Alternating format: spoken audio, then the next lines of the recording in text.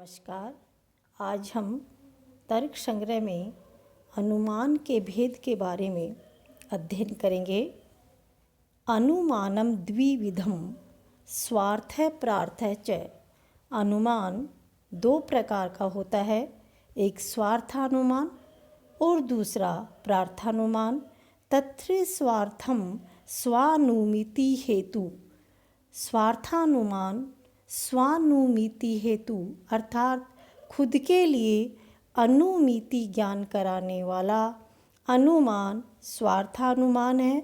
तथा ही जैसे कि स्वयमेव भूयो दर्शनम यत्र धूमस्तत्र अग्नि इति महानसादौ व्याप्तिग्रहीता पर्वत समीपम गतः तद्गते चा अग्नौ संदिहाने पर्वते धूमे पश्यन् व्याप्ति स्मरति यत्र धूमस्तत्र अग्नि इति।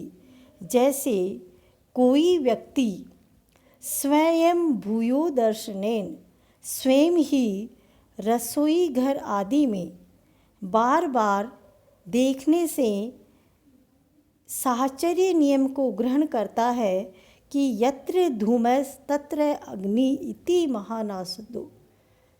जैसे कोई व्यक्ति रसोई घर आदि में जहाँ जहाँ धुआं होता है वहाँ वहाँ आग होती है, ये बार बार देखने से इस साहचर्य नियम को ग्रहण करता है और इस साहचर्य नियम को ग्रहण करके बाद में तद्गते च अग्नौ संदिहाने पर्वते धूमे पश्यन् व्याप्ति स्मरति।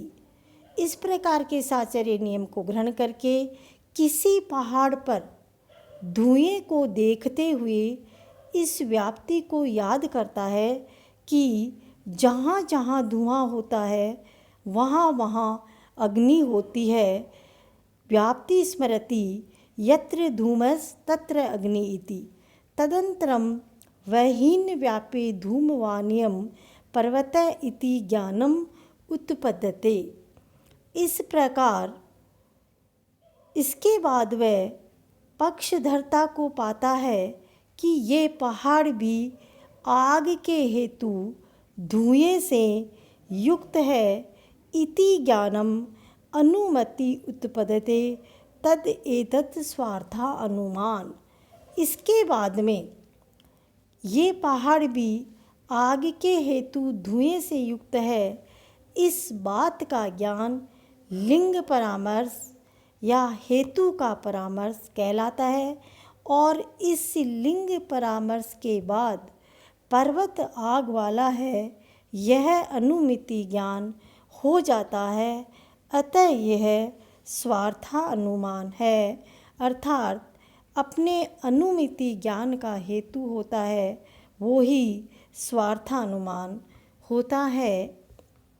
जैसे कोई व्यक्ति स्वयं ही रसोई घर आदि में बार बार देखकर जहाँ धुआं होता है वहाँ अग्नि होती है, इस प्रकार का साहचर्य नियम ग्रहण करता है और इस साहचर्य नियम को ग्रहण करने के बाद किसी पहाड़ पर धुएं को देखता है, तत्पश्चात ये पर्वत अग्नि से व्याप्त धुएं वाला है, इस प्रकार का ज्ञान उत्पन्न होता है।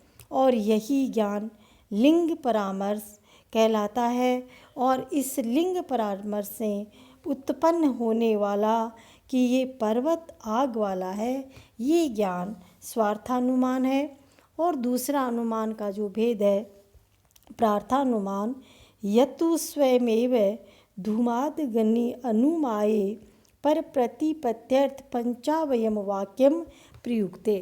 दूसरों को अनुमिति ज्ञान कराने वाला कोई भी व्यक्ति 5 अवयवों वाला वाक्य बोलता है। यथा जैसे इसका स्वरूप इस प्रकार है। पहले पर्वतो वन्नी माने प्रतिज्ञा करता है कि ये पहाड़ आग वाला है। धूमत्वात् हेतु देता है धुएं वाला होने के कारण। यो यो धूमवान सहस वह्निमान यथा महानसय। जो धुएं वाला होता है वह आग वाला होता है। जैसे रसोई घर ये उदाहरण प्रस्तुत करता है। तथा चायम, ये पहाड़ भी धुएं वाला है। तस्मा तथा इति अनेन प्रतिपादिता लिंगता आरोप्य अपि लग्नम प्रतिपादे। कि ये पहाड़ भी धुएं वाला है तो निष्कर्ष निकालता है इसलिए ये पहाड़ आग वाला है।